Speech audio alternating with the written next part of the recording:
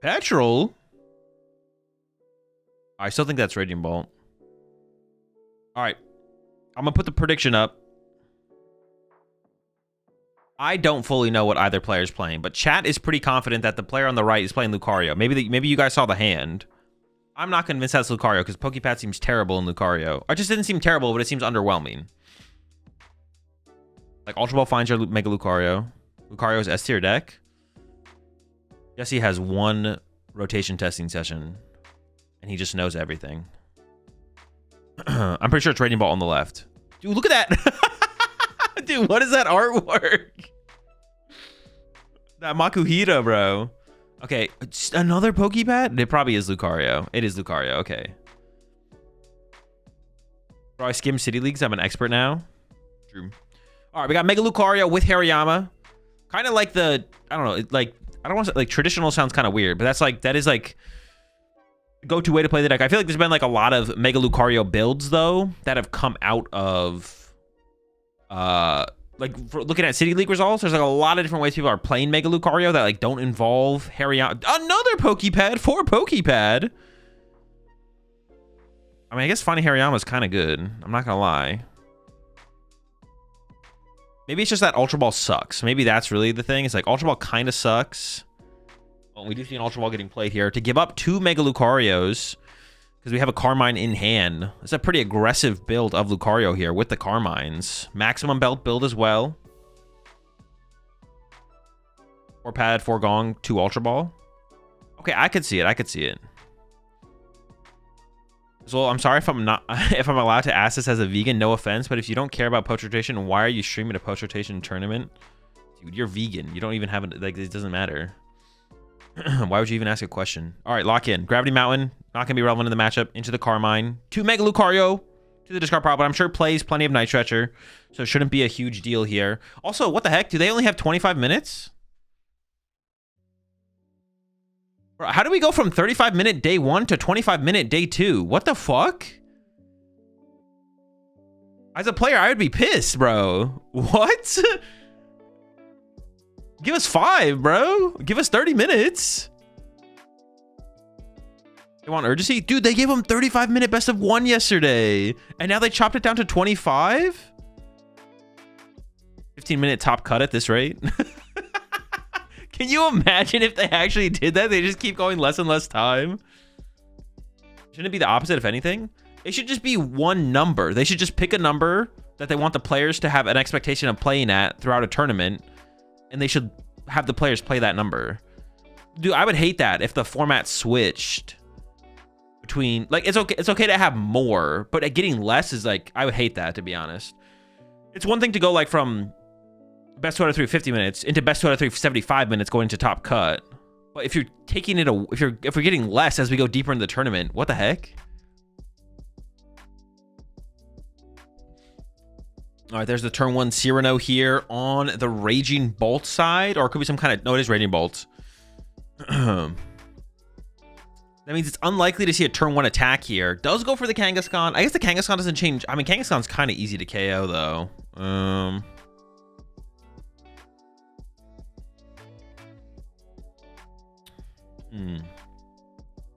Final instruction turn 0, then 3 turns, and that's it. They get to switch decks going to top cut. Everyone just plays like an Ultra Donk deck. Ultra Turbo Donk.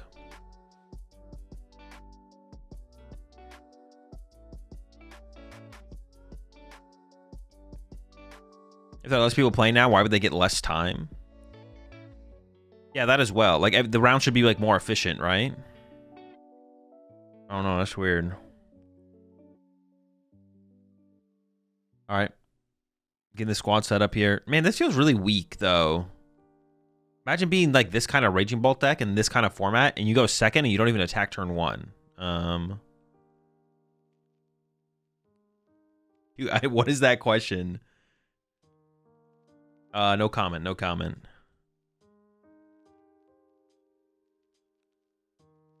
No comment, my lawyer will be in contact with you shortly. No Sada? Yeah, no Sada, no Squawkabilly. I mean, you have Crispin, but like we're out here playing Cyrano in our deck, so like I should tell you about the state of Raging Bolts. Imagine playing Cyrano and Raging Bolt, man. That's so sad. Damn. All right, there's the pass. I don't know why I put an energy on the Kangaskhan. Attacking with Kangaskhan cannot be the move in this matchup. Things could get out of hand here pretty quickly on the Raging Bolt side for sure. Starting with the Lunar Cycle here. Got ourselves Hariyama. Is that the Mega Lucario? Yep, that's it. There we go. Mega Lucario. I mean, we can't move the active yet. Not move the active yet here. Why attach active? Honestly, yeah, I don't. Maybe because you just maybe you could like end up in a board state where you like build up the. Yeah, honestly, I don't know. I don't know why you would attach active versus attach to Riolu. I guess you could hard retreat it to like I guess you could hard retreat it next turn to sacrifice something that's not a Makuhita, right? Because Makuhitas are pretty high value.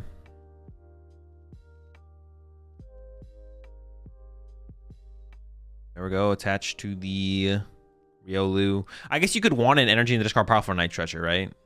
I saw you said Sada as a joke, but I guess Night Treasure theoretically would be a well, no, why would you want? You could just keep it in hand, though. You could literally just hold the energy. Or put it somewhere else, right? To fuel your Raging Bolt attack, I guess. All right, there's a Lily for 8. We still don't have a way to move the active or KO the Kangaskhan. All we need is a Premium Power Pro or the Maximum Belt and an Air Balloon or a Switch. So pretty high odds of getting the KO here. The harder card to find is probably the Mobility card. But I don't think we're in fear of our Lucario getting KO'd either, to be honest. So even if we whiff here, it's not like our Lucario is going to get Gus KO'd off the bench because everyone plays Unfair Stamp. So the Raging Ball player can't even Prime Catcher, theoretically. Oh, that's a cook? Yo, they are cooking with this list. We found the Premium Power Pro, but like I said, the harder card to find is the Mobility card. No Mobility card, and then pass. We could have actually evolved Hariyama on the active there to be... We could have actually evolved Hariyama the active to bring up something off the bench to take away the Kangaskhan draw. There's actually value in evolving the active there. There's the Unfair Stamp. Dude, I was just joking, man. I didn't want it to be real, but yeah, there's the Unfair Stamp. Sick, man. Oh, you're playing the Super Ultra Aggro deck that just loses the game if your opponent sets up and you fall behind in the prize exchange? Oh, shoot. All right, Unfair Stamp for you. Can't Gus that Mega Lucario for the KO. I hate how good Unfair Stamp is. I hate... That's so sad. It's so sad. Oh, the format slowed down hella. I'm kind of here for it. I mean, it's slow. Well, I don't know if it really slowed down that much, to be honest. But even at the rate of, like, potentially slowing down, it's still just, like, is all building up to the point where the first person gets the first, like... initiative on a KO, right? And then they have the prize lead, and then the only way to make a comeback is with Unfair Stamp. So yeah, I don't know. Just because both players didn't do anything on their second turn, possibly, it's not like, man, I'm such a hater of this upcoming format. I gotta stop hating, man. I don't want to be a hater, but I'm hating big time. Mid format. Hey, you said it, not me. All right, we can KO the Makuhita here. And then we do have the follow-up of Unfair Stamp to try and make like a comeback from there. On the Lucario side, things are a little bit awkward though, right? I guess on Lucario side, your goal is KO Mega Kangaskhan, set up Hariyama, and then Hariyama KO Raging Bolt into another Lucario KO, you know, anything at that point to win the game. I thought you trusted Big Poke. My faith is dwindling. You know, I thought they were going to reprint Iono, so I also thought they weren't going to reprint Boss's Orders. So I want to believe. You know, I want to have faith. I want to believe, but my faith... Is the cat weak to fighting? What is that cat weak to? Or is she resistant to fighting? He's weak to fighting, right? Our comebacks are really going to be that impossible? They're going to be tough. The problem is you can't set up for like long game comebacks or like kind of build your way back into a game. That's what's going to be missing from next format. Like, not, and it's still good to have aggressive decks, but it's not like the current format is lacking aggressive decks. Like Golden Go is like one of the best decks in the format. We have so much depth of strategy in the current game right now. You have decks like Dragapult, slow the game down, control the pace of the game, kind of try and play for a pop off. Guardy is like the ultimate be aggressive or make a comeback type deck. Then you have Golden Go, which is literally the prize trade deck of the format. Then you have like a little bit of a mid-range with like an Absol. But now every deck is going to become get the first knockout, play Unfair Stamp if you didn't get the first knockout, pray your opponent whiffs, and then you make a comeback or you don't. But you make it all based on that one turn of Unfair Stamp. It's not like the way you could build up into a comeback like in the current format, where you can like take lines of play and make setups to lead into like a mid-game Iono, then a late-game Iono, and like build your way back into a game. You're just going to have that one turn with Unfair Stamp, and either it works or it doesn't, and then you're just like, and that's it. So like just the depth of strategy is going to be like, it's going to be pretty shallow. It's going to be pretty shallow after rotation hits. All right, first KO, first big KO taken. Oh wait, they used the Lucario. I thought they were going to KO the Kangaskhan here. I feel like this prize trade sets up really poorly as the Lucario player. Also, they're going to get Unfair Stamped this turn. Wait, this seems really, really bad. I got to go back and look at that. I didn't really pay attention at all, to be honest. I was too busy complaining about this format. Could they not have KO'd Kangaskhan with the first attack here and then set up the Hariyama as a... That was like a really bad line. They have everything, right? They could have KO'd Kangaskhan with the first attack, set up the Hariyama, and then gone Lucario, Hariyama, next turn attached to Riolu. So they could have gone Lucario, Hariyama, Lucario, and won the game that way. But now they have one thing with energy here, which is the active Lucario, and they're about to get Unfair Stamp knocked out, and then they could just get run over here at this point. But it's kind of to their own fault. Like, they could have... There was a better line last turn, for sure. This was like a really, really bad line on the Lucario side.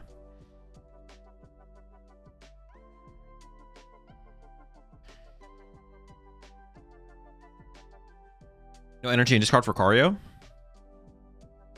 They've used Lunar Cycle like 3 or 4 times already this game.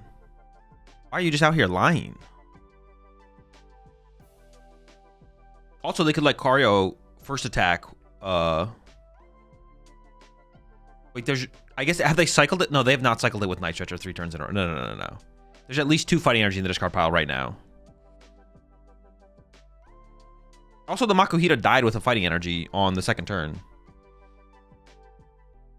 How many energy does she need here for the knockout?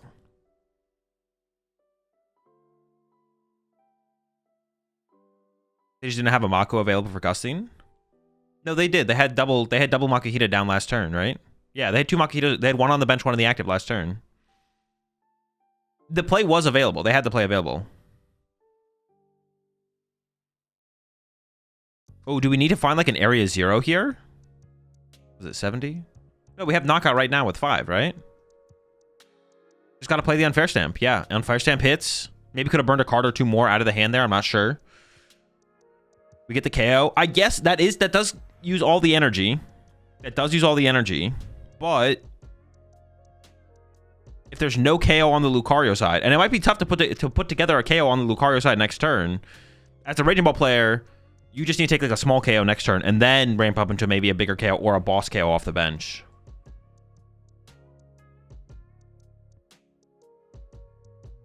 What decks have you been seeing? Dragapult. All right, 5, of course, for Raging Bolt. 2 for the Lucario side. We got Maximum Belt. That might have been a Lily. That might have been a Lily. This is slipping away from Lucario.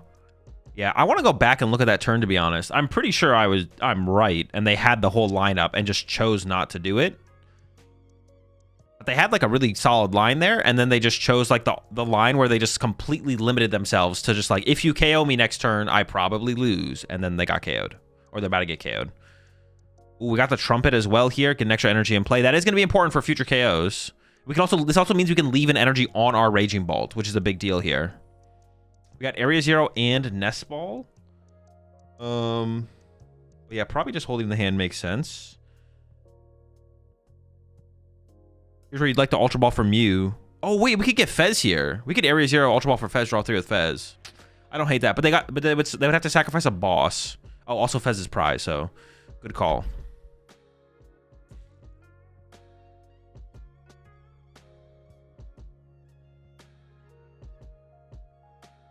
All right, on the Raging Bolt side, Riolu, Lunar Cycle before Lily.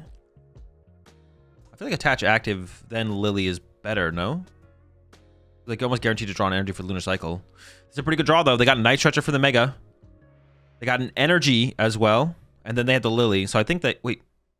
Okay. I was like... They're about to not attach? They were like contemplating not attaching there? Like, I don't know about that one. There we go. Lily for 6. They need a Hariyama now, though. Like, punching Raging Bolt here is way too slow. We got to go fast. Need 2 PP ups? Oh, we also do need 2 PP ups, yeah. Yeah, I don't like the sequence here. We should definitely Lily and then Lunar Cycle afterwards. We're not guaranteed the energy, but it's correct to build on the hand. Because if we just draw some dead cards here, we're seeing the same things. I don't know if they played a pro yet. No pros, but they found the Hariyama. We can KO the Kangaskhan. What? Is that correct to leave the draw power? Okay, we do remove the potential for more energy, though. I don't know. The draw power of Kangaskhan is obnoxious. I don't know if I'm leaving around draw 2 off Kangaskhan to KO that, to be honest. See if it works out, though. There's a second Teal Mask. Yeah, but there is value in KOing the Teal Mask, though. There is value in KOing the Teal Mask, for sure. Which is, now there's one less Teal Mask in play to accelerate an energy, too, right? I don't know about if I'm leaving Kangaskhan in play like that, though. All right, here we go. Draw 2. Grass. There's also a fighting hand already. We have to be 2 grass and an Ultra Ball, so that can find another Ogerpon. I'm sure there's 3 or 4 Ogerpon in this list. Another Ultra Ball.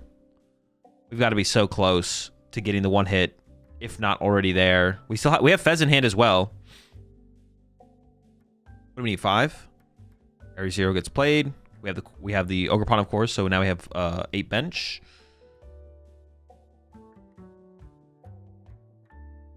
Is that a Crispin in hand? If there's a Crispin in hand, I'm pretty sure this is just cooked. Sort of Area 0 on boss. I mean, getting rid of boss is a pretty confident play, so I feel like this one is cooked. Pawn number 2. We actually might need 1 more energy. Going back in the deck, it looks like.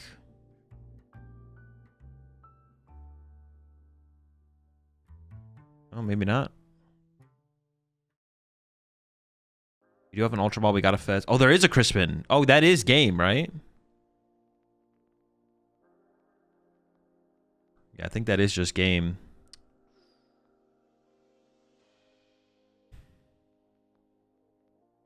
There's a Crispin that accelerates the fighting. Then you cycle on with Pawn. Then you attach return. That's 5. That's KO. That is not a cape on the Lucario, unfortunately. No cape. And dub for Raging Bolt. Oh, we got to go back and look at that turn. That's the 5th. There we go. Yeah, definitely some questionable plays from the Lucario side. Even on this last turn, KOing the Ogerpon over KOing the Kangaskhan, I feel like it's also a mistake. That +2 from Kangaskhan just seems like way higher value than a single Ogerpon when the deck plays like 4 Ogerpon now. Well, let's go back. Let's go back and review that turn. I just want to make sure like that play was available. We can just like talk about the whole turn in general here. So when we going into the turn, let me just confirm. All right, so there was 2. Yeah, there was 2 Makuhita in play. And then the problem with this turn, we had to Nitrate for a Lunar Cycle, I guess, there. So there should be 2 fighting in the discard pile, right? So the problem with this turn, what is the cat weak to? Someone tell me what the cat is weak to, because I actually forget. Wait, what the heck? Did they have fightings in the back of the hand? No. So the problem with this turn is if we go all in, it's weak to fighting? Dude, that makes this even worse. If we go all in with the Mega Lucario here and we get Respond KO'd, which we end up getting, then we just have nothing on board to get our Response KO. But if we use Lucario's first attack with a Premium Power Pro, and we Hariyama up the Mega Kangaskhan and KO that, then load up energy on the Hariyama, then all of a sudden, we can go Lucario, Hariyama, Lucario to KO the Meowth or do the 270 attack. Because if there's 3 energy in the discard pile, we can load up the Hariyama fully, which means next turn we can manually attach the Riolu. But instead, he loads up the energy on the Lucario and then knocks out the active for the 270 attack. But that opens up the possibility of, oh, if you just get KO'd, you just lose the game. So, yeah, really, really bad mistake here from the Lucario player in terms of a... like it's not like a sequencing error. It's like a game plan. Like this is where like you're game planning. Those mistakes are usually more punishing. Like if you make a sequencing error, then it's like you lower your odds of pulling off your game plan. But if you chose the right game plan, you're already you're on a better track than if you chose a bad game plan. This is just a poor understanding of the situation and like what can happen if you do A over B, not playing for the long term and kind of just going all in on the Lucario, thinking that you can't get like return KO'd or something. I don't even know what the thought process is here, but it's definitely flawed and leads to the inevitable L.